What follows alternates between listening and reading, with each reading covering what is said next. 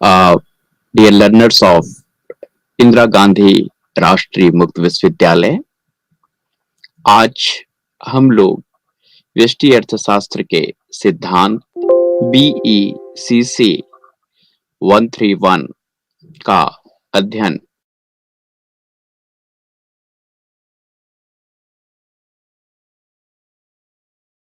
कि कंज्यूमर जो बिहेवियर उपभोक्ता व्यवहार है उसके सिद्धांत क्या हैं और उपयोगिता क्या है। उपयोगिता के साथ-साथ जो है वांट, यूटिलिटी और उपभोग, संतुष्टि में क्या संबंध है और हम उपयोगिता को किस प्रकार से उसका मापन करते हैं। Law of diminishing marginal utility उपयोगिता ह्रास नियम के विषय में भी हम लोग चर्चा और परिचर्चा करेंगे। इसकी क्या सीमाएँ हैं और यह जो नियम है, ये कहाँ-कहाँ पे जो है कई बार लागू नहीं होता।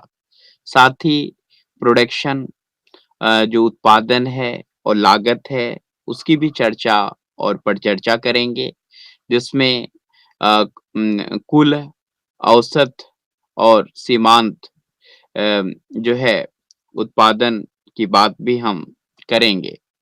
तो जैसा कि आप सभी ने पिछले जो है ऑनलाइन सत्र में व्यष्टि अर्थशास्त्र के 2 भागों का विस्तृत अध्ययन किया, जिसमें पहला इंट्रोडक्टरी था जिसमें कि हमने संपूर्ण व्यष्टि अर्थशास्त्र के परिचय के विषय में आपको बताया। उसके बाद जो है माँग का नियम और पूर्ति से संबंधित विभिन्न पक्षों पे चर्चा और परिचर्चा हुई और आज जो है उपयोगिता और उसके बाद उत्पादन और उसके बाद लागत। 3 बहुत ही महत्वपूर्ण जो है व्यष्टि अर्थशास्त्र के पहलुओं पे चर्चा और परिचर्चा आज हम करेंगे। क्योंकि यह जो उपभोक्ता व्यवहार का सिद्धांत है अ, इसको समझना बहुत ही महत्वपूर्ण है। संपूर्ण व्यष्टि अर्थशास्त्र की अगर हम चर्चा करें, तो उसकी जो धुरी है, वह उपभोक्ता व्यवहार पर ही जो है निर्भर करती है। जैसा कि आपने भी माँग और उसके नियम, पूर्ति, पूर्ति के नियम और विभिन्न प्रकार के लोचों के संदर्भ में भी अध्ययन किया था।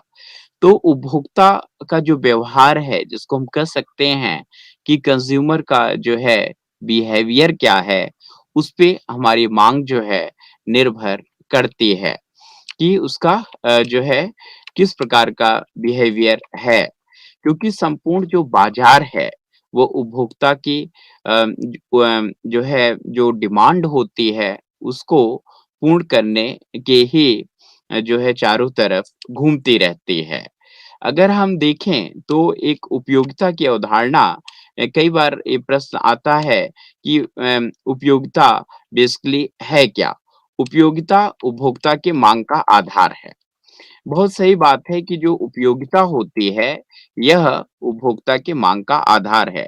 अगर वस्तु उपयोगी होगी, तो उपभोक्ता डिमांड करेगा और अगर वस्तु उपयोगी नहीं है, तो उपभोक्ता उसकी डिमांड नहीं करेगा।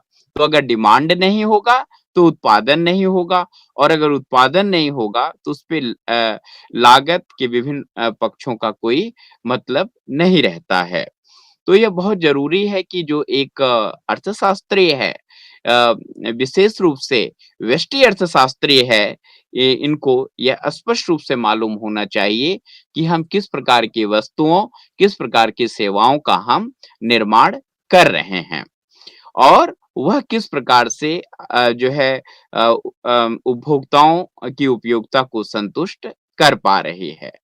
उपभोक्ता वस्तु की माँग करते हैं, क्योंकि वह अ, उस उपयोगिता को पाने की इच्छा रखते हैं, आशा करते हैं जो वह चाहते हैं। मान लीजिए कि अगर आप इस प्रकार से हम देखें कि आज सभी लोगों के हाथ में मोबाइल फ़ोन है और बहुत ही हाई टेक मोबाइल फ़ोन है। इसका मतलब कि यह मोबाइल उनके लिए उपयोगी है। अलग-अलग आयु वर्ग के लिए मोबाइल की उपयोगिता अलग-अलग है। विद्यार्थी कई बार इसको अपने अध्ययन में यूज़ करते हैं और कॉर्पोरेट जो औद्योगिक क्षेत्र में लोग कार्य कर रहे हैं, वो अपने उद्योग जगत के लिए जो है इसका उपयोग करते हैं। शिक्षण में जो लोग हैं चाहे वो विद्यार्थी हों, चाहे शिक्षक हों, वह उसको जो है शिक्षण के प्रचार-प्रसार में यूज़ कर रहे हैं। तो हम कह सकते हैं किसी भी वस्तु की उपयोगिता का एक बहुत ही महत्वपूर्ण जो है स्थान होता है।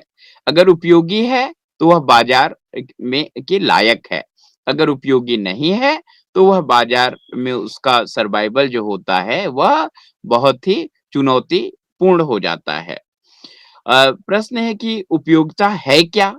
यह उपयोगिता एक मनोवैज्ञानिक घटना है। यह हमारे मन और हमारे दिमाग से किसी चीज़ की उपयोगिता कई बार तय होती है। उपभोक्ता द्वारा वस्तुओं के उपभोग अथवा स अधिकार या सेवा का लाभ उठाने से संतुष्टि, आनंद या सुख किए गए अनुभव की एक भावना है।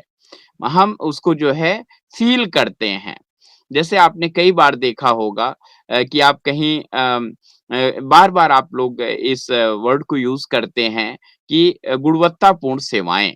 गुणवत्तापूर्ण सेवाएँ मतलब कि जो सेवाओं का आप सेवाओं को ले रहे हैं, उसमें एक एक्सीलेंसी हो, उसमें एक स्टैंडर्ड हो, उसमें कहीं ऐसा ना हो कि सिर्फ़ वह क्वांटिटी हो और क्वालिटी ना हो। कई बार आप कहते भी हैं हम कम खाएँगे, लेकिन अच्छा खाएँगे। इसका मतलब कि जो भी हम खाएँगे वो ज़्यादा हमारे शरीर के लिए जो है जो ज़्यादा स्वास्थ्यवर्धक हो, हम उसको लेना चाहेंगे। उपयोगिता भी अलग-अलग लोगों के लिए अलग-अलग हो सकती है। जैसे मान लीजिए कि आप पेन का प्रोडक्शन कर रहे हैं, तो पेन का प्रोडक्शन जो है उपयोगिता किस सेक्टर में होगा? एजुकेशनल इंस्टीट्यूशंस में होगा, विद्यार्थियों के लिए होगा, जो लोग उसका उपयोग करते हैं। लेकिन अगर आप जो है उसको ऐसे लोगों के बीच ले जाते हैं, जो उसका उपयोग ही नहीं करते, जहाँ पे साक्षरता है ही नहीं, तो वहाँ पे उपयोगिता उसकी कम हो सकती है। तो हम इसको कह सकते हैं कि उपयोगिता जो है, यह निरपेक्ष हो सकती है। उपयोगिता निरपेक्ष हो सकती है।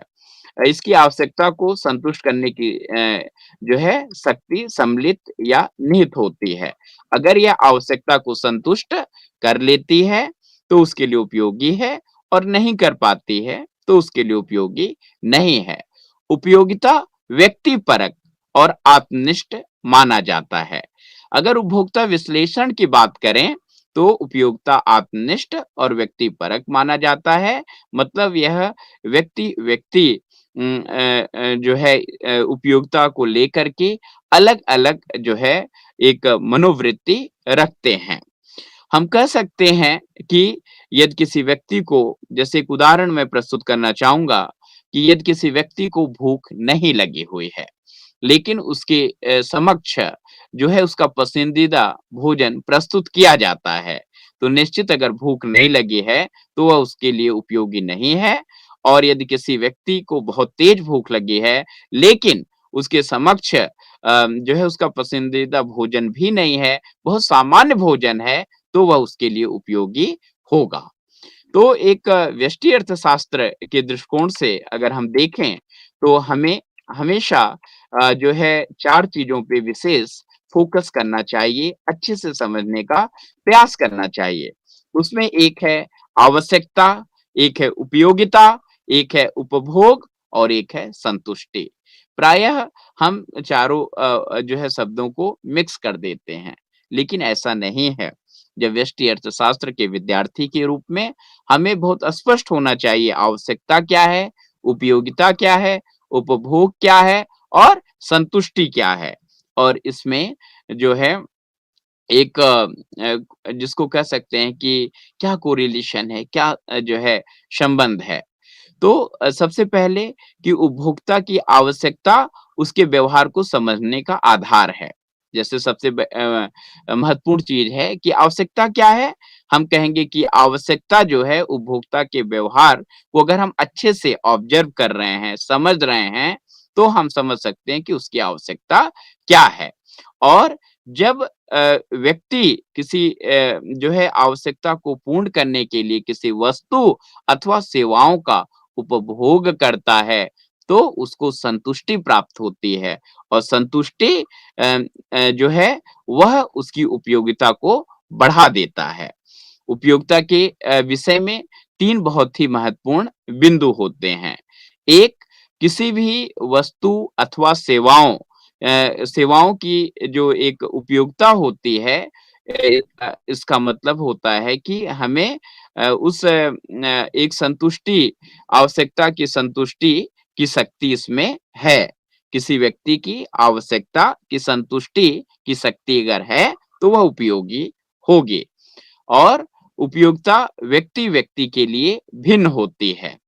ऐसा नहीं है कि एक के लिए अगर ज़्यादा उपयोगी है तो दूसरे के लिए भी उतना ही उपयोगी होगा, ऐसा नहीं होता। इसीलिए जो है विभेदात्मक जो है प्राइसिंग स्ट्रैटेजीज़ को भी हम यूज़ करते हैं। ये उपभोक्ता के अलग-अलग उपभोग के स्तर तथा मनोभावों के अनुसार भी समय-समय पर भिन्न होता है। तो यह हमें 3 चीज़ जान लेनी चाहिए कि अगर उपयोगिता है, तो इसमें 3 महत्वपूर्ण चीज़ है कि उसके अंदर किसी की जो है आवश्यकता को संतुष्ट करने की शक्ति होनी चाहिए और उपयोगिता व्यक्ति-व्यक्ति जो है यह भिन्न हो सकती है और यह उपभोक्ता के तमाम जो है मनोभावों के अनुसार भी यह समय स और काल परिस्थितियों के अनुसार भिन्न हो सकता है। जैसे एक आप उदाहरण लीजिए छाते का, तो छाता उपयोगी है, लेकिन वर्षा काल में उपयोगी है। उसको हम ठंडी और गर्मी में बहुत ज़्यादा उसको जो है उसकी उपयोगिता सार्थक नहीं होगी। लेकिन एक ऐसा क्षेत्र है, जहाँ पे 12 मंथ जो है वर्षा होती है, वहाँ पे अम्ब्रेला छाता यह जो है 12 महीने उपयोगी होगा। तो यह समय, काल, परिस्थितियों के अनुसार भी जो है उसकी अवधारणा बदल जाती है। तो एक व्यष्टि अर्थशास्त्र के जो है विद्यार्थी होने के कारण आप लोगों को हमेशा जानना होगा कि उपयोगिता क्या है? क्योंकि जब आप ये अच्छे से समझ जाएँगे कि यह चीज़ उपयोगी है कस्टमर के लिए और तभी उसका उत्पादन जो है उत्पादक करते हैं, प्रोड्यूसर्स करते हैं और जब प्रोड्यूसर्स करेंगे तो तमाम जो लागत के फैक्टर्स होते हैं, उसको हम फिर विश्लेषण करते हैं। उपयोगिता से संबंधित भी 3 अवधारणाएँ होती हैं। एक होता है प्रारंभिक उपयोगिता। प्रारंभिक उपयोगिता से क्या मतलब है? जब हम किसी वस्तु या सेवाओं का जो है उपयोग प्रारंभ में करते हैं, शुरू में करते हैं, तो उसको हम कहते हैं उससे जो उपयोगिता प्राप्त होती है, मतलब जब हम किसी वस्तु या सेवाओं का उपयोग जो है प्रारंभ में करते हैं, तो उसको प्रारंभिक उपयोगिता कहा जाता है। उदाहरण के लिए प्रथम रोटी के उपभोग से प्राप्त उपयोगिता को प्रारंभिक उपयोगिता कहते हैं। जैसे आपको बहुत तेज भूख लगी है और अगर आपने फर्स्ट जो है ब्रेड का टुकड़ा लिया, प्रथम रोटी का टुकड़ा लिया, तो आप देखते होंगे कि आपको सबसे ज़्यादा उससे भूख की जो संतुष्टि प्राप्त आपको होती है। तो हम कहेंगे यह प्रारंभिक उपयोगिता है। लेकिन दूसरा जो एक इसकी अवधारणा है, वह है कुल उपयोगिता।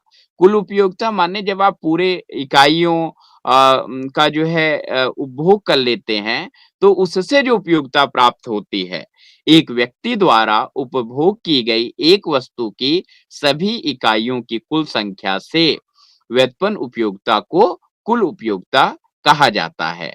इसको हम समीकरण के रूप में कह सकते हैं TUN equal to U1 plus U2 equal to U3 इस प्रकार से जितनी इकाइयां हैं उसको हम इसमें एड ऑन कर देंगे तो यह क्या होगा यह कुल उपयोगिता टोटल यूटिलिटी हो जाएगी और सीमांत उपयोगिता क्या है यह यह अतिरिक्त इकाई के उपभोग से कुल उपयोगिता में होने वाली वृद्धि है। यह अतिरिक्त इकाई के उपभोग से कुल उपयोगिता में होने वाली वृद्धि है। जैसे मान लीजिए पहले आपने 1 रोटी खाया, फिर आपने 2 रोटी खाया। तो जो एक अतिरिक्त रोटी खाया, तो इसकी जो एक उपयोगिता प्राप्त हुई है, इसको हम कहेंगे यह सीमांत उपयोगिता है। यह क्योंकि एक एक्स्ट्रा जो है अतिरिक्त रोटी का उपयोग किया है। तो यह उपयोगिता को जो है व्यष्टि अर्थशास्त्र में बहुत महत्वपूर्ण स्थान दिया गया कि उपयोगिता के सिद्धांतों को हम अच्छे से समझें, क्योंकि अगर उपयोगी चीज़ का आप उत्पादन नहीं करेंगे बाज़ार में, तो आपका जो है उत्पादन की जो इकाई है, जो प्रोडक्शन यूनिट है, वह सर्वाइवल नहीं कर पाएगी। तो इसका हमें विश्लेषण करने की प्रायः आवश्यकता होती है। इसको हम MUN equal to TUN minus TUN जो है के साथ भी जो है इंगित कर सकते हैं। जहाँ MUN nवीं इकाई की सीमांत उपयोगिता को इंगित करता है और TUN n इकाई की कुल उपयोगिता को इंगित करता है और TUN माइनस 1 जो है इक्वल टू n माइनस 1 इकाइयों की कुल उपयोगिता को जो है इंगित करता है।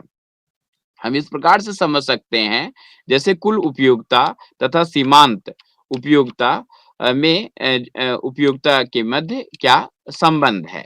कुल उपयोगिता तथा सीमांत उपयोगिता, जिसको हम कह सकते हैं टोटल यूटिलिटी और मार्जिनल यूटिलिटी के मध्य संबंध हमको जानना होगा। जैसे एक वस्तु की इकाई है, क्रमशः 1, 2, 3, 4, 5 और 6, ये कोई भी वस्तु या सेवा हो सकती है। अगर एक तरफ हम उसकी कुल उपयोगिता को लिखते हैं, जैसे जब हम 1 इकाई का उपयोग करते हैं, तो हमको उपयोगिता 6 मिलती है। 2 को इकाइयों का अगर हम उपभोग करते हैं, तो हमको 10 मिलती है और अगर हम 3 इकाइयों का उपभोग करते हैं, तो हमें कुल उपयोगिता 12 मिलती है और अगर हम 4 इकाइयों का उपभोग करते हैं, तो हमको 12 मिलती है और 5 इकाइयों का उपभोग करने पे 10 और अगर हम 6 इकाई का जो है 6वीं इकाई का भोग करते हैं, तो 6। आप देख रहे हैं क्रमशः इकाइयाँ आपकी बढ़ती गईं। पहली इकाई, दूसरी इकाई, तीसरी इकाई, चौथी इकाई, 5वीं इकाई और 6वीं इकाई। 6 इकाइयों का आपने क्रमशः उपभोग किया है और उपयोगिता का अगर आप ग्राफ देखें, तो 6, 10, 12, 12, 10 और 6। तो अगर हम इसकी सीमांत उपयोगिता को जो है ध्यान से देखें, तो जब आप एक अतिरिक्त सीमांत उपयोगिता क्या है? जब एक अतिरिक्त इकाई का आप उपयोग करते हैं, तो उसको सीमांत उपयोगिता कहते हैं। तो जब एक ही इकाई का आपने उपयोग किया, तो जो है आपकी सीमांत उपयोगिता 6 होगी और जब कुल उपयोगिता आपकी 10 थी और जब आपने दूसरी इकाई का जो है उपभोग किया, तो आपकी कुल उपयोगिता 10 थी। लेकिन जब प्रथम का आपने उपभोग किया था, तो आपकी उपयोगिता 6 थी। तो इस समय आपकी सीमांत उपयोगिता क्या हो जाएगी?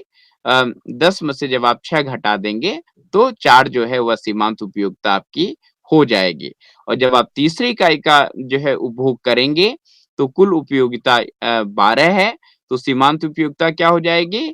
12 में से जब आप 10 घटाते हैं, तो 2 और ठीक उसी प्रकार से चौथी इकाई में कुल उपयोगिता 12 है, तो सीमांत उपयोगिता 0 होगी और 5वीं इकाई का जब आप उपभोग करते हैं, तो कुल उपयोगिता 10 है। तो आप देख रहे हैं कि जब चौथी इकाई आप का उपभोग किए थे तो 12 था, तो अब आपकी उपयोगिता घट गई, तो -2 हो गया आपका सीमांत उपयोगिता और जब आप 6वीं इकाई का उपभोग करते हैं, तो कुल उपयोगिता आपकी 6 है और सीमांत उपयोगिता जो है वह -4 हो जाती है। तो निश्चित कुल उपयोगिता तथा सीमांत उपयोगिता के मध्य अगर हम संबंध को देखें, तो इस प्रकार से है, पहले हम हमारा जो ग्राफ है वह बढ़ते हुए क्रम में होता है, एक समय वह स्थिरांक होता है, फिर वह जो है घटने लगता है।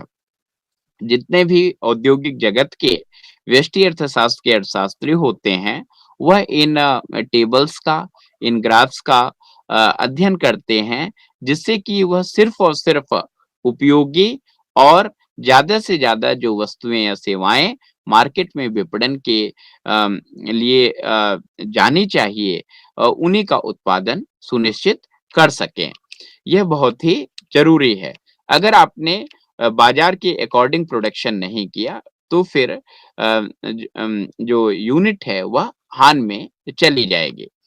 हमको उपयोगिता से संबंधित विभिन्न पहलुओं के विषय में बहुत ही अच्छे से ये जानने का प्रयास करना चाहिए। साथ ही विभिन्न जो उपयोगिता से संबंधित एक और अवधारणा है, उसमें प्रायः होता है ह्रासमान सीमांत उपयोगिता का नियम। यह जैसा कि नाम से ही स्पष्ट है कि ह्रासमान सीमांत उपयोगिता का नियम जैसा आपने देखा कि ह्रासमान सीमांत उपयोगिता का नियम उपयोगिता विश्लेषण का सबसे आधारभूत नियम है। यह उपयोगिता विश्लेषण अगर आपको करना है, तो ह्रासमान सीमांत उपयोगिता का नियम यह सबसे फंडामेंटल जो है यह नियम है। यह उपयोगिता तथा एक वस्तु की मात्रा के बीच संबंध की व्याख्या करता है। यह नियम बताता है कि एक वस्तु की पर्याप्त मात्रा के उपभोग करने के बाद प्रत्येक उत्तरोत्तर इकाई से प्राप्त उपयोगिता घटती जाती है।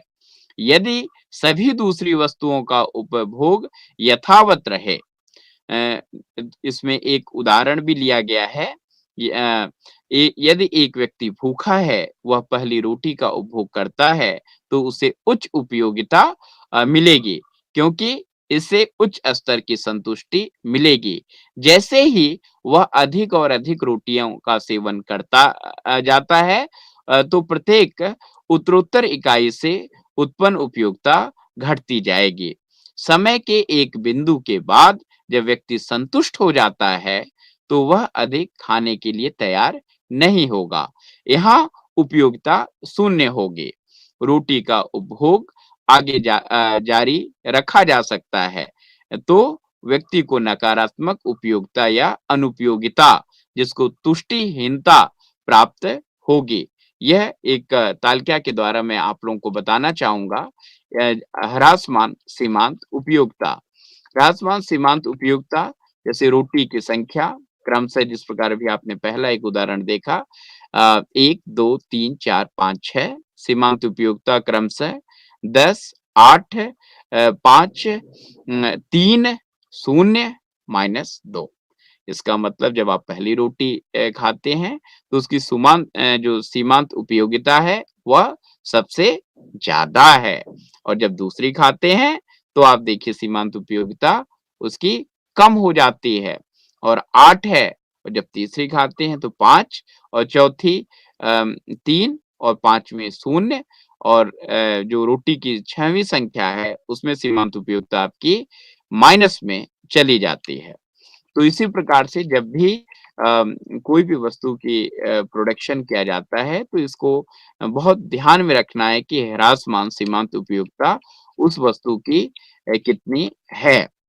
नियम के बहुत सारे जो अपवाद भी हैं, नियम की सीमाएँ भी हैं। जैसे ह्रासमान सीमांत उपयोगिता का नियम निम्नलिखित स्थितियों में लागू नहीं होता है। लघु प्रारंभिक इकाई लघु प्रारंभिक इकाई में यह ह्रासमान सीमांत उपयोगिता का नियम लगभग लागू नहीं होता। जब वस्तु की प्रारंभिक इकाइयां बहुत छोटी होती हैं, तब यह नियम लागू नहीं होता। उदाहरण के लिए 1 चम्मच पीने का पानी तो निश्चित आप समझ सकते हैं कि किसी भी व्यक्ति को पानी की ज़्यादा आवश्यकता होती है। तो अगर आप उसको 1 चम्मच पीने का पानी देंगे, तो सीमांत उपयोगिता हमेशा बढ़ती हुई ही जो है इंगित होगी। ऐसी स्थिति में अतिरिक्त इकाइयों से व्युत्पन्न प्रारंभिक उपयोगिता बढ़ती जाएगी तथा कुछ समय के लिए कार्य नहीं करेगा। लेकिन अम, ऐसा कोई सिस्टम है कि हम उसको रेगुलर दे रहे हैं 1-1 चम्मच, तो एक समय आ सकता है कि वह फिर नियम जो है वह लागू हो जाएगा। साथ ही अगर हम ऐसी देखें दुर्लभ तथा उत्सुकता जागृत करने वाली वस्तुएँ जैसे दुर्लभ चित्र हो गए, सोना तथा हीरा, आभूषण, तो ऐसे समय भी नियम ये जो है नियम इन स्थितियों में लागू नहीं होगा क्योंकि इनकी अधिक और अधिक इकाइयों का संग्रह ही प्रायः संग्राहक उपभोक्ता अधिक संतुष्टि देने लगता है। तो वहाँ पे नहीं कह सकते हैं कि अगर दुर्लभ चीज़ों की हमें ज़्यादा प्राप्ति हो रही है, तो प्रारंभ में सीमांत उपयोगिता ज़्यादा होगी, जब दूसरी इकाई हमको प्राप्त हो रही है, तो जो सीमांत उपयोगिता है वह कम होगी, ऐसी बात नहीं है। यहाँ पे यह नियम के अपवाद और नियम की सीमाएँ हैं। साथ ही जो यह आधुनिक अर्थशास्त्री हैं, इसकी कुछ आलोचनाएँ भी करते हैं। कि इसकी क्या आलोचनाएँ हैं। जैसे हम बार-बार उपयोगिता की बात कर रहे हैं, तो नियम की आलोचना जब की गई ब बहुत सारे हमारे व्यष्टि अर्थशास्त्रियों ने बताया कि उपयोगिता का माप संभव ही नहीं है। क्योंकि क्यों? आधुनिक अर्थशास्त्रियों द्वारा निम्न आधारों पर ह्रासमान सीमांत उपयोगिता के नियम की आलोचना की गई। उपयोगिता का माप संभव नहीं है। इस दृष्टिकोण की प्रमुख आलोचना यह है कि गणनावाचक संख्याओं में उपयोगिता का माप संभव नहीं है। अम, कि न्यूमेरिकली अगर हम किसी चीज़ को मेज़र करें, तो यह संभव नहीं है क्योंकि यह मनोवैज्ञानिक है। तो मन के भाव, मन की घटना, मनोवैज्ञानिक घटना इसको मेज़र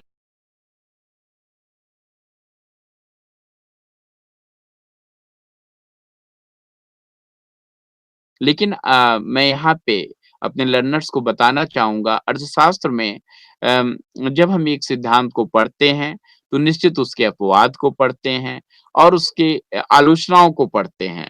हमें बस आलोचनाओं को, अपवाद को ध्यान में रखना पड़ता है, लेकिन जो सिद्धांत हैं, उसपे हमारे व्यष्टि अर्थशास्त्र के अर्थशास्त्री प्रायः तमाम आर्थिक निर्णय लिया करते हैं। तथा लिया करते हैं। तो हम कह सकते हैं कि उपयोगिता का माप संभव नहीं है। उपयोगिता एक मनोवैज्ञानिक घटना है तथा इस प्रकार मात्रात्मक पदों में इसका मापन संभव नहीं है। वास्तविक जीवन में हम केवल शब्दों में ही एक उत्पाद की उपयोगिता का वर्णन कर सकते हैं। ऐसी आलोचना इसकी की गई उपयोगिता का माप संभव नहीं है। लेकिन हमारे व्यावहारिक जो है अर्थशास्त्र में अगर हम बात करें व्यष्टि अर्थशास्त्र में तो ऐसा नहीं है। अगर आप उपयोगिता ही नहीं निकालेंगे तो आप उत्पादन क्या करेंगे और उसके विभिन्न लागतों का निर्धारण कैसे करेंगे? तो नहीं उपयोगिता का जो है मेज़रमेंट संभव है कि कौन-सी चीज़ें किसके लिए कितनी उपयोगी हैं। मुद्रा की सीमांत उपयोगिता स्थिर नहीं रहती। ऐसा भी बताया गया कि जब किसी व्यक्ति के पास मुद्रा की एक ज़्यादा से ज़्यादा जो है मात्रा होती है, लेकिन जब वो पहले को खर्च करता है तो अम, उसमें जो सीमांत उपयोगिता होती है, वो बहुत ज़्यादा होती है। लेकिन यहाँ पे उसको देखा जाए तो नियम की आलोचना की गई।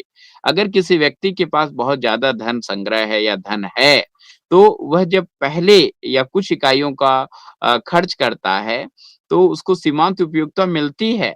लेकिन जो उसके पास मुद्रा का भंडारण कम हो जाता है, तो कम होने पे जब वह पुनः खर्च करता है अपने मुद्रा को किसी वस्तु-सेवाओं को क्रय करने के लिए, तो सीमांत उपयोगिता निरंतर बढ़ती रहती है। ऐसा नहीं है कि वह घट जाती है।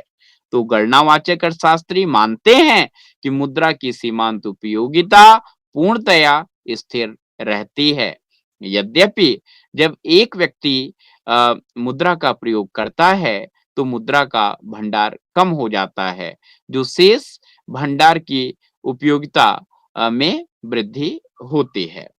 उपयोगिता हमेशा स्वतंत्र नहीं होती। यह भी है कि ये भी एक पॉइंट आलोचना नियम की आलोचना की गई कि उपयोगिता हमेशा स्वतंत्र नहीं होती है। कभी-कभी अन्य वस्तुओं के द्वारा एक वस्तु की उपयोगिता प्रभावित होती है। कई बार उपभोक्ता संबंधित वस्तुओं के समूह के उपभोग को अधिक पसंद करता है। उदाहरण के लिए हम कह सकते हैं जैसे चाय के साथ बिस्कुट या नमकीन पसंद कर सकते हैं। तो इसका मतलब यह हुआ कि एक चीज़ का जो उपयोग है, वह दूसरी चीज़ को प्रभावित करता है। तो यह कोई जो है इंडिपेंडेंट वेरिएबल इंडिपेंडेंट कई बार नहीं होते हैं। ये दूसरे वस्तुओं पे निर्भर करते हैं। जैसे मैं आपको बताना चाहूँगा अगर ज़्यादा से ज़्यादा गाड़ियाँ बिकेंगी, चाहे वो टू व्हीलर होंगे, चाहे फोर व्हीलर होंगे, तो निश्चित डीज़ल है, पेट्रोल है या जो ईंधन के वैकल्पिक स्रोत हैं, उनका प्रोडक्शन और उनका सेल्स भी बढ़ेगा। अवास्तविक मान्यताएँ, इस पे भी एक बल दिया गया कि यह अवास्तविक मान्यता है। नियम अनेक अवास्तविक मान्यताओं पर आधारित है। ये ग्राहक के वेशभूषा, स्वाद, आय, अधिमानों और जो उनके टेस्ट होते हैं, में कोई परिवर्तन नहीं होता। ऐसा माना गया है कि जो नियम है, ये उपयोगिता ह्रास नियम इसमें माना गया कि ग्राहक की वेशभूषा, स्वाद, आय जो पसंद होती है उसमें कोई परिवर्तन नहीं होता। लेकिन अगर हम अपने व्यावहारिक जीवन में देखें तो ऐसा नहीं है। वेशभूषा, स्वाद, आय और यह जो है बहुत ही द्रुत गति से जिसको कह सकते हैं कि इनका परिवर्तन बहुत जल्दी-जल्दी हो रहा है। इसीलिए मार्केट में नई वस्तुएँ, नई सेवाएँ प्रायः आती रहती हैं। आप देख सकते हैं आज जो जो भी आप डिजिटल गैजेट्स अपने पास रखते हैं, वह 2 महीने, 3 महीने, 4 महीने में वह पुनः जो है उसको आप रिप्लेस करने के लिए मार्केट में जाते हैं। क्यों? क्योंकि नई जो है नई फीचर्स के साथ वह चीज़ें आ जाती हैं। तो हम कह सकते हैं कि इसके कुछ आलोचनाएँ हैं, लेकिन उसको हमेशा हमें अ, नज़रअंदाज करके अपने व्यष्टि अर्थशास्त्र के अर्थशास्त्रों को आगे बढ़ना चाहिए। उपयोगिता विश्लेषण के माध्यम से उपभोक्ता का संतुलन की भी इसमें बात की गई। उपयोगिता विश्लेषण के माध्यम से उपभोक्ता का संतुलन निम्नलिखित मान्यताओं के जो है जैसे हम कह सकते हैं बहुत सारी मान्यताओं पे आधारित होती है। जैसे उपभोक्ता विवेकशील है, निश्चित विवेकशील है क्योंकि उसको पता है कि किस चीज़ को हमको क्रय करना है, किस चीज़ को हमें अभी नहीं क्रय करना है, किस चीज़ को हमको बाद में क्रय करना है, किस चीज़ का हमें संग्रह करना है। और यह नियम की मूलभूत मान्यता में से एक है। ऐसे कुछ जो है मान्यताओं को, एजम्पशन्स को रखा गया इसमें। कि उपभोक्ता एक विवेकशील प्राणी है और यह हमेशा क्रय जो है वह विवेकशीलता के आधार पर ही करता है। यह नियम की मूलभूत मान्यता में से एक है। उपभोक्ता विवेकशील है अर्थात यह अपनी उपयोगिता को अधिकतम करने के क्रम में बेहतर विकल्प को मापता है, तुलना करता है और चुनाव करता है। निश्चित जैसे एक व्यष्टि अर्थशास्त्र निर्णयन हेतु इन तमाम जो अवधारणाएँ हैं उनका अध्ययन करता है जिससे कि उपलब्ध विभिन्न जो है विकल्पों में सर्वश्रेष्ठ का चयन कर सके। तो उसी प्रकार से जो उपभोक्ता होता है वह भी आज जो इतनी एक बहुत बड़ा मार्केट है उसमें वस्तुओं को कैसे क्रय करना है, कौन-सी चीज़ें उपयोगी हैं, कौन-सी चीज़ें दीर्घकाल में तक उसको जो है एक रूप से मदद करेंगी, इन सभी चीज़ों का वह अध्ययन करता है। और मार्केट आप समझ रहे हैं कि वर्तमान में जो उपभोक्ता के लिए मार्केट जो है वह स्थानीय से लेकर के वैश्विक स्तर का मार्केट उसके लिए अवेलेबल है। वैश्विक स्तर की मार्केट की बात करें तो निश्चित जो डिजिटल टेक्नोलॉजी है उसके द्वारा और स्थानीय मार्केट वह जो है वहाँ पे जाकर के सब चीज़ों को पता कर लेता है। उपयोगिता का गणनावाचक माप, यह भी कहा गया कि अगर कोई उपयोगिता है तो उसको हम क्वांटिटेटिव जो है मात्रात्मक पदों में उसको मापा जा सकता है। यह भी इसकी मान्यता रखी गई और मुद्रा की सीमांत उपयोगिता स्थिर है। यह भी कहा गया कि मुद्रा जो है जैसे उसमें कहा गया कि सीमांत उपयोगिता की आलोचना की गई थी ऊपर, लेकिन इसमें बताया गया कि मुद्रा की सीमांत उपयोगिता स्थिर है। यह माना जाता है कि उपयोगिता को मुद्रा के पदों में मापा जाता है तथा मुद्रा की उपयोगिता अपरिवर्तित होती है। यह भी एक इसमें बहुत महत्वपूर्ण मान्यता है। स्थिर आय तथा कीमतें। यह माना जाता है कि उपभोक्ता की आय और वस्तुओं की कीमतें स्थिर रहती हैं। यह मान्यता इसमें है और इसको ध्यान में रखते हुए ही व्यष्टि अर्थशास्त्री इस पे कार्य करते हैं। और स्वाद तथा अधिमान स्थिर है। यह माना जाता है कि उपभोक्ता का स्वाद तथा अधिमान भी स्थिर है। बहुत सारी जो व्यष्टि अर्थशास्त्र है, उसमें चाहे माइक्रो इकोनॉमिक्स हो, चाहे मैक्रो इकोनॉमिक्स हो, बहुत सारे इस प्रकार के एजम्पशन्स भी हमारे अर्थशास्त्रियों ने बनाए हैं, उनका भी हमें ध्यान में रखना पड़ता है, जिससे कि व्यष्टि अर्थशास्त्री सही-सही चीज़ों को समझ सकें और उससे निर्णय ले सकें। ये बहुत ही महत्वपूर्ण विषय होता है। साथ ही जो एक ह्रासमान सीमांत उपयोगिता के नियम की सहायता से मांग वक्र की व्युत्पत्ति, इसमें बहुत संक्षिप्त में आपको बताना चाहूँगा कि मार्शल ने माना कि विभिन्न वस्तुओं के उपयोगिता फलन एक दूसरे से स्वतंत्र होते हैं। दूसरे शब्दों में हम कह सकते हैं, मांग वक्रों की व्युत्पत्ति की मार्सिलियन तकनीकी योगात्मक उपयोगिता फलनों की परिकल्पना पर आधारित होती है। तो ये जितने भी उपयोगिता का जब आप अध्ययन कर लेते हैं, तो उपयोगिता के बाद का एक बहुत महत्वपूर्ण जो कॉन्सेप्ट है हमारे व्यष्टि अर्थशास्त्र में, वह होता है आपका उपयोगिता हो गई, उसके बाद प्रोडक्शन होता है। तो आइए मैं आप लोगों को अब प्रोडक्शन पे भी संक्षिप्त जो है बताता हूँ कि किस प्रकार से यह कार्य करता है। जिसमें अम, जिसमें आपको पढ़ना क्या है, आज जो चर्चा हम नेक्स्ट पार्ट में कर रहे हैं, वह है production and cost total average marginal product. तो प्रोडक्शन एंड कॉस्ट, उत्पादन और लागत। उत्पादन और लागत, ये बहुत ही जो आज जो 3 कॉन्सेप्टों को हमने लिया, उपयोगिता क्या है, व उसके बाद उत्पादन क्या है, उसके बाद लागत क्या है, इन तीनों चीज़ों में अब हम जो है संक्षिप्त जो है डिस्कशन करेंगे प्रोडक्शन और कॉस्ट पे, कि टोटल एवरेज और मार्जिनल प्रोडक्ट की भी इस पे बात करेंगे। बेसिकली जो टोटल एवरेज और मार्जिनल कॉस्ट और प्रोडक्शन, इसको समझना भी बहुत ज़रूरी है।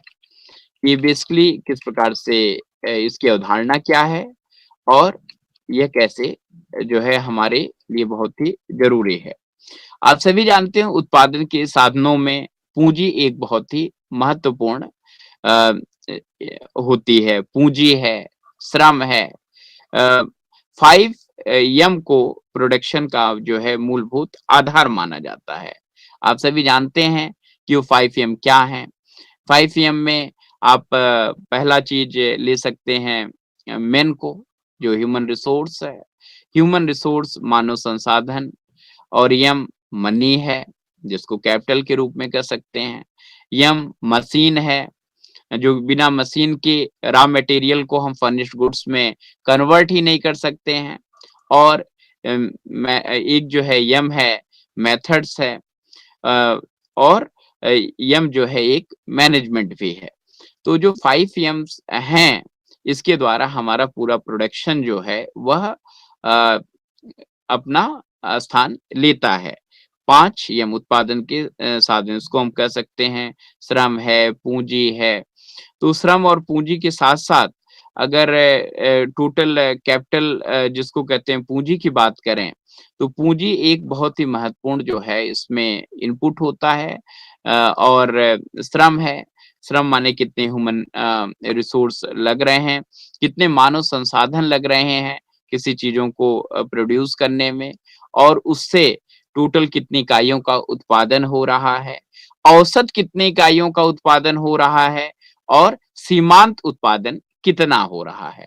इसका भी अध्ययन बहुत ही महत्वपूर्ण होता है व्यष्टि अर्थशास्त्र के विद्यार्थियों के लिए। इंदिरा गांधी राष्ट्रीय मुक्त विश्वविद्यालय के वे विद्यार्थी जो कि व्यष्टि अर्थशास्त्र बीईसीसी 131 131 का ऑनलाइन क्लासेस को अटेंड कर रहे हैं। हमें बहुत अच्छे से जानना है कि यह पहली चीज कि जैसे हम कहें कि प्रोडक्शन टोटल प्रोडक्ट क्या है, एवरेज प्रोडक्ट क्या है और मार्जिनल प्रोडक्ट क्या है। कुल उत्पादन, औसत उत्पादन और सीमांत उत्पादन, यह बहुत महत्वपूर्ण है। जैसे मान लीजिए कि एक उदाहरण आपको देता हूँ कि आप एक यूनिट है जिसमें आप प्रोडक्शन कर रहे हैं। पूँजी आपकी कांस्टेंट है, पूँजी आपकी स्थिर है। आपने एक 5 लाख रुपए का निवेश किया है, तो यह आपका पूँजी कांस्टेंट हो गया और जो श्रम है, श्रम माने कितने मज़दूर आपने उस प्रोडक्शन यूनिट में समय-समय पे यूज़ किया है। अगर आप उसको बढ़ाएँगे उसको परिवर्तित करेंगे, जिसको कहते हैं कि आज 1 श्रमिक है, कल 2 हो गया तो वह निश्चित है हमारे जो टोटल प्रोडक्ट है, उसमें इम्पैक्ट डालेगा। मान लीजिए जैसे आपने पूँजी 5 लाख रुपए लगाया है और आपने श्रमिकों की संख्या जो है उसको क्रमशः जब प्रारंभ में सिर्फ पूँजी थी, कोई श्रमिक ही नहीं थे। फिर 1, 2, 3, 4, 5, 6, 7, 8, 9 और 10 इस प्रकार करके आपने जो है श्रमिकों की संख्या को बढ़ा दिया। तो टोटल प्रोडक्ट अगर आप निकालें तो निश्चित जो पूँजी है प्रोडक्ट इस प्रकार से आया जैसे शून्य टोटल प्रोडक्ट जब लेबर लगा ही नहीं तो कोई उत्पादन होगा नहीं, शून्य है। फिर जब आपने 1 इकाई श्रम का यूज़ किया तो आपका टोटल प्रोडक्ट जो है 20 हो गया। फिर जब आपने 2 इकाई श्रम का यूज़ किया तो आपका टोटल प्रोडक्ट 60 हो गया। जब आपने 3 इकाई श्रम का यूज़ किया तो टोटल प्रोडक्ट आपका 120 हो गया और इस प्रकार से जब 4 तो 160 और 5 इकाई का उपयोग किया तो 190 और 6 इकाई का उपयोग किया तो 216, 7 का उपयोग किया तो 224 और 8 इकाई श्रम का उपयोग किया तो 224 पुनः वही रहा और जब आपने 9 इकाई का जो है उपयोग किया तो 216 और जब आपने 10 इकाई का उपयोग किया तो 200। यह जो है टोटल प्रोडक्ट जो है प्रोड्यूस होता है। तो अगर हम बात करें कि एवरेज कितना हो रहा है, तो एवरेज उत्पादन अगर देखना हो तो कुल उत्पादन में से जो आपने श्रमिकों को जितना मात्रा लगाया है अगर उसको हम भाग दे देते हैं, तो हमें औसत उत्पाद जो है अ, आ जाएगा। तो औसत उत्पाद जो है शून्य में कुछ है ही नहीं। फिर जब आपने 1 श्रम को यूज़ किया है तो 20 है। जब 2 को किया है तो निश्चित जब 60 टोटल उत्पादन था तो 30 है। तो 20 30 40 40 और 38 36 32 28 24 और 20 यह हमारे औसत प्रोडक्ट की जो है संख्या आ जाती है। फिर जब मार्जिनल की बात करें तो मार्जिनल प्रोडक्ट कैसे निकालेंगे जब आप एक अतिरिक्त श्रमिक को बढ़ा देते हैं तो पहले का कितना प्रोडक्शन हो रहा था और एक अतिरिक्त श्रमिक को जब आप मैन पावर को बढ़ा देते हैं, तो उससे कितना जो है प्रोडक्शन हो रहा है, यह जो यह है हमारा मार्जिनल जिसको हम सीमांत प्रोडक्ट कहते हैं। तो इसकी भी संख्या क्रमशः 20, 40, 60 40, 30, 26 और 8, 0 -8 और 16 इस प्रकार से इंगित होती है। तो अभी प्रश्न आता है कि जो टोटल प्रोडक्ट है, एवरेज प्रोडक्ट है और हमारा मार्जिनल प्रोडक्ट है, इसका अध्ययन हमें क्यों ज़रूरी है? क्योंकि अगर माइनस में कोई चीज़ जा रही है, तो वहाँ हमें इमीडिएटली प्रोडक्शन को बंद कर देना चाहिए। क्योंकि व्यष्टि अर्थशास्त्र में कितने जो है इकाई का उत्पादन करना है, यह अर्थशास्त्री को निर्णय लेना होगा कि कितने जो है प्रोडक्शन यूनिट का हमको उत्पादन करना है। अगर सही-सही यूनिट का निर्धारण कर लिया जाता है, तो अर्थशास्त्र में विशेष रूप से व्यष्टि अर्थशास्त्र में अम, यह बहुत लाभकारी होता है संस्था के लिए। जो प्रोडक्शन यूनिट है उसके लिए। तो यह जो विश्लेषण है उत्पादन विश्लेषण इसको हम कह सकते हैं, यह बहुत ही फ्रूटफुल होता है जो है किसी भी प्रोडक्शन यूनिट के लिए। कि कितने अगर श्रम कांस्टेंट है, तो कितने लेबर माने श्रम अगर मान लीजिए जो है वेरिएबल है, परिवर्तित हो रहे हैं, लेकिन पूँजी आपका जो है वह एक स्थिर है। तो कितना जो है हम टोटल प्रोडक्ट कर पा रहे हैं, एवरेज प्रोडक्ट क्या है और मार्जिनल प्रोडक्ट क्या है, इसका हम जब अध्ययन करते हैं, उसके बाद ही फिर हम लागत में पहुँच पाते हैं। जैसा आप जानते हैं कि जो लागत होती है, यह किसी भी वस्तु, किसी भी सेवाओं के निर्माण में विविध संसाधनों को जब हम उसको इकट्ठा करते हैं, उसको पूरा प्रोक्योर करते हैं, तो हमारी क्या जो है एक्सपेंसेस आ रहे हैं, हमारे कितने उसमें जो है व्यय हो रहा है, इस पे बहुत ही ध्यान दिया जाता है, कॉस्ट है, वो लागत है। इकोनॉमिक्स में अर्थशास्त्र में, व्यष्टि अर्थशास्त्र में हमेशा जो एक व्यष्टि अर्थशास्त्री है, इनको ध्यान में रखना चाहिए कि उत्पादन के विभिन्न जो संसाधन हैं, उसमें उन्हीं संसाधनों का उपयोग सुनिश्चित करना चाहिए, जो कम लागत पे और उच्च गुणवत्ता के हों। ये 2 बहुत ही महत्वपूर्ण चीज़ है। एक है कम लागत और दूसरा है उच्च गुणवत्ता की जो है वह हों। तो इसके लिए आप निश्चित समझ सकते हैं कि जैसे किसी भी वस्तु या सेवाओं को निर्माण में करने के लिए बहुत प्रकार की जो है चीज़ें जिसको कहते हैं कि इनपुट्स अवेलेबल होते हैं हमारे सोसाइटी में, हमारे मार्केट में, तो व्यष्टि अर्थशास्त्री को जानना चाहिए कि किसकी क्या लागत है और लागत भी किसकी कम है और उसका आउटपुट जो है वह किसका बहुत बढ़िया है। ऐसे चीज़ों को उसको जो है अपने उत्पादन में इन्वॉल्व करना चाहिए।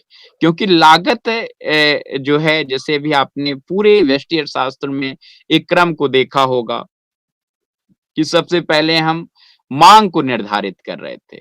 माँग जब निर्धारित हो गया, तो हमने उसको पूर्वानुमान लगाना शुरू किया कि कितना जो है हमारा यूनिट सेल आउट होने की जो है संभावनाएँ हैं। उसके बाद जब हम आगे बढ़े, तो उसकी उपयोगिता पे भी हम कंसंट्रेट किए और फिर उपयोगिता के बाद जो है उसके उत्पादन के बाद जो है उसकी लागत। तो लागत का बहुत ही महत्वपूर्ण रोल है। जैसे लागत में अगर हम बात करें, तो एक होती है स्थिर लागत और एक होती है परिवर्तनशील लागत। तो जब कोई भी प्रोडक्शन स्टार्ट किया जाता है, तो कुछ स्थिर लागत होती हैं। वह प्रारंभिक अवस्था एक निश्चित सीमा तक वह हमेशा फिक्स्ड ही होंगी, जिसको हम फिक्स्ड कॉस्ट भी कहते हैं और कोई भी उत्पादन इकाई जो होती है, वह फिक्स्ड कॉस्ट को ध्यान में रखती है। जैसे मान लीजिए कि आप नया प्लांट लगाए हैं, तो नए प्लांट में निश्चित जब आप कोई प्लांट ओपन करते हैं, तो उस प्लांट में जैसे इलेक्ट्रिक का कनेक्शन लेते हैं, उनके वाटर का जो आप बिल देते हैं उसके बाद जो कुछ फ़िक्स्ड चीज़ें हैं, जैसे कुछ आपने एम्प्लॉइज़ को शुरू में रखा है, जो कि बहुत ही मिनिमम रिक्वायरमेंट होती है उसको स्टार्ट करने की, तो इनका तो निश्चित जो है मंथ में आपको वेतन देना ही है, बिल देना ही है, तो ये फ़िक्स्ड कॉस्ट होते हैं। लेकिन कई बार जो प्रोडक्शन होते हैं कि कितने यूनिट का हमें उत्पादन करना है, कितने हमारे श्रमिक इसमें जो है इन्वॉल्व होंगे, यह कई बार हमारे पास जो है मार्केट के डिमांड के अकॉर्डिंग जो है यह तय होता है। ऐसा नहीं है कि हमने फिक्स कर दिया कि 1000 यूनिट ही प्रोडक्शन होगा। 1000 यूनिट जो प्रोडक्शन हो रहा है वह विपणन टीम बताती है कि हाँ, वह सेल आउट हो पा रहा है और अगर सेल आउट हो रहा है तो फिर ट्रेंड एनालिसिस आपने पहले चर्चा किया था कि जो मांग पूर्वानुमान है उसके अकॉर्डिंग क्या वह बढ़ रही है कि घट रही है, ऐसे भी हमें एनालिसिस करने पड़ते हैं। तो यह बहुत ध्यान में रखना है कि किस चीज़ को हम बना रहे हैं, उसका आने वाले भविष्य में जो है एक सेल्स के पॉइंट ऑफ व्यू से, विक्रय के पॉइंट ऑफ व्यू से संभावनाएँ क्या हैं? तो वह वेरिएबल हो गया, वह परिवर्तनशील हो गया कि कितनी इकाइयों का हमको जो है देना है, कितनी देना है। जैसे एक छोटा-सा एग्ज़ाम्पल लीजिए, आप सभी जो लर्नर्स सुन रहे हैं मान लीजिए कि जैसे त्योहार के जो फेस्टिवल सीज़न्स होते हैं अम उसमें आप देखते होंगे कि कोई भी स्वीट की दुकान है, तो वहाँ पे स्वीट की डिमांड बढ़ जाती है। तो जब स्वीट की डिमांड बढ़ जाएगी, तो जो स्वीट को बनाने के इंग्रीडिएंट्स हैं, जो सामग्री होती है, उसकी माँग बढ़ जाएगी और जब माँग बढ़ जाएगी, तो निश्चित जैसे मान लीजिए कि कोई एक स्वीट हाउस है, उसमें पहले 10 श्रमिक कार्य करते थे, लेकिन आप देखते होंगे कि त्योहार या फेस्टिवल के समय उनकी संख्याएँ बढ़ जाती हैं और बहुत सारे जो डिमांड होती हैं, उसकी पूर्ति के लिए उनको एक्स्ट्रा वर्क करने की आवश्यकता पड़ती है। तो लेकिन फिक्स्ड कॉस्ट जो है, वह स्थिर लागत कुछ थी वेरी और परिवर्तनशील लागत जो है, वह समय-समय पे फ्लक्चुएट होती रहती है। तो एक व्यष्टि अर्थशास्त्री को हमेशा ध्यान रखना चाहिए कि स्थिर लागत, परिवर्तनशील लागत क्या है? और ज़्यादा से ज़्यादा हमेशा यह प्रयासरत रहना चाहिए कि जो कुल आय प्राप्त हो रही है, वस्तुएँ अथवा सेवाओं के विक्रय से, उससे अगर फिक्स्ड कॉस्ट और वेरिएबल कॉस्ट, परिवर्तनशील लागत, दोनों के योग को घटाया जाए, तो प्लस में ही आना चाहिए। तब आप जो है एक अच्छे व्यष्टि अर्थशास्त्री के दृष्टिकोण से अच्छा कार्य कर रहे हैं। अन्यथा आपकी जो उत्पादन इकाई है, वह हानि में चली जाएगी और हानि में जाने वाली इकाइयाँ बहुत लंबे समय तक बाज़ार में नहीं बनी रह सकती हैं। अगर बाज़ार में आपको बने रहना है, तो निश्चित आपको अपने वस्तुओं, अपनी सेवाओं को अपने प्रतिस्पर्धा जो कर रहे हैं, जो प्रतिस्पर्धात्मक तमाम यूनिट्स हैं फर्म्स हैं, उसके अकॉर्डिंग जो है आपको चलना होगा। अगर उन्होंने किसी वस्तु या सेवाओं का मूल्य ₹10 रखा है, तो निश्चित आपको ₹11 तो नहीं रखना होगा, ₹10 रखना होगा। देखना होगा कि कॉम्पिटिटिव मार्केट में प्राइस है क्या? अगर आपकी मोनोपोली है, तो कोई दिक्कत नहीं है। मोनोपोली मतलब कि आपका एकाधिकार है अगर मार्केट पे, तो आप कोई भी प्राइस रख सकते हैं, ये आपके ऊपर निर्भर करता है। हाँ, कुछ चीज़ें हैं जिसमें बहुत ध्यान रखना है अगर मोनोपोली है किस नेचर की है। अगर वो एसेंशियल गुड्स एंड सर्विस है, तो उसको आप सरकार के बहुत सारे नियम कानून हैं, उसपे आप बहुत उसका प्राइस जो है आप हाइक नहीं कर सकते हैं। लेकिन अगर लग्ज़रियस है, तो आप निश्चित मोनोपोली के तहत आप लाभ ले सकते हैं और उसके मूल्य को आप अपने बाज़ार के अकॉर्डिंग जो है निर्धारित कर सकते हैं। तो मूल्य का बहुत बड़ा एक योगदान होता है हमारे लाभ में। अगर मूल्य क्या है? मूल्य जो हम तय करते हैं किस पे हम अपने वस्तु को बेचने जा रहे हैं। MRP maximum retail price. तो देखना होगा कि फुटकर जो एक हमारा ग्राहक होता है उसके लिए जो मूल सब वस्तुएँ सेवाओं पे लिखा होता है, उसको हम कितने रुपए में देंगे, स्टॉकिस्ट को कितने में देंगे, तो लाभ हमें कितना बचेगा, कितना मार्जिन होगा, इन सभी चीज़ों को व्यष्टि अर्थशास्त्र का जो एक विद्यार्थी है, जो एक अर्थशास्त्री है, उसको बहुत ध्यान से समझने की ज़रूरत होती है। क्योंकि अगर अ, अगर हम ऐसे कहें कि इसको मान लीजिए कि लागत आपकी एक फिक्स्ड कॉस्ट है, जिसको स्थिर लागत कहते हैं। स्थिर लागत हमेशा स्थिर है। वेरिएबल लागत जो है वह मार्केट के डिमांड के अकॉर्डिंग जो है अप एंड डाउन हो सकती है, जिसमें हम कह सकते हैं कि कई बार बढ़ती है, कई बार वह घटती है। तो ऐसी दशा में हमको यह ध्यान रखना चाहिए कि इसका भी हमको फ़ोरकास्टिंग बहुत अच्छे से करने का प्रयास करना चाहिए। तो डियर लर्नर्स, आज आप लोगों ने जो विविध जो है व्यष्टि अर्थशास्त्र के अवधारणाओं का अ, अध्ययन किया और इसको आपने अच्छे से समझने का प्रयास किया। इसी संदर्भ में आपको बताऊँगा कि आप सभी ई-ज्ञानकोश से जो बीईसीसी 131 की पाठ्य सामग्री है, उसको आप स्वतः भी अध्ययन कर सकते हैं और बहुत ही उपयोगी है आप लोगों के लिए और जितना हो सके आप इसको अध्ययन करिए और एक अच्छे व्यष्टि शास्त्र के विद्यार्थी के रूप में जो है उसको पढ़िए क्योंकि आने वाले समय में जो माइक्रो इकोनॉमिक्स है और जो मैक्रो इकोनॉमिक्स है, जिसको व्यष्टि अर्थशास्त्र कहते हैं और एक व्यापक अर्थशास्त्र है, ये दोनों एक दूसरे से बहुत ज़्यादा कनेक्ट होते हैं। ऐसा हम नहीं कह सकते कि माइक्रो इकोनॉमिक्स का रोल मैक्रो इकोनॉमिक्स में नहीं है। मैक्रो इकोनॉमिक्स जो है, वो माइक्रो इकोनॉमिक्स से ही निर्मित होता है। मान लीजिए कि किसी सोसाइटी में, किसी देश में, किसी राष्ट्र में अगर माइक्रो लेवल की फर्म्स नहीं हैं, तो इंडस्ट्री का निर्माण नहीं होगा और अगर इंडस्ट्री नहीं है, तो देश की इकोनॉमी रन नहीं कर सकती। इकोनॉमी जो है वह मैक्रो इकोनॉमिक्स का पार्ट हुआ, लेकिन फर्म जो इंडिविजुअल फर्म है, जिसको एकाकी जो है उत्पादन इकाइयाँ कहते हैं, यह माइक्रो इकोनॉमिक्स का एक इम्पोर्टेंट एस्पेक्ट होता है।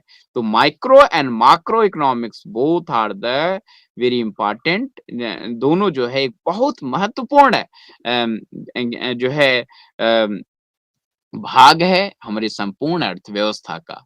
तो अर्थव्यवस्था को अगर आपको जानना है, चूँकि आप सभी व्यष्टि अर्थशास्त्र के विद्यार्थी हैं, आपने अच्छे से इसको पूरा जानने समझने का प्रयास किया विभिन्न लेक्चरों में, ऑनलाइन जो है क्लासेस में, तो हमें अपने इंटरेस्ट को डेवलप करना होगा कि किस प्रकार से फर्म जब कार्य करती है, एक उत्पादन की जो इकाई होती है, जब वह कार्य करेगी तो हमारा इंडस्ट्री अच्छा कार्य करेगा और जब इंडस्ट्री अच्छा कार्य करेगा तो हमारे राष्ट्र की जो इकोनॉमी है वह भी अच्छा कार्य करती है।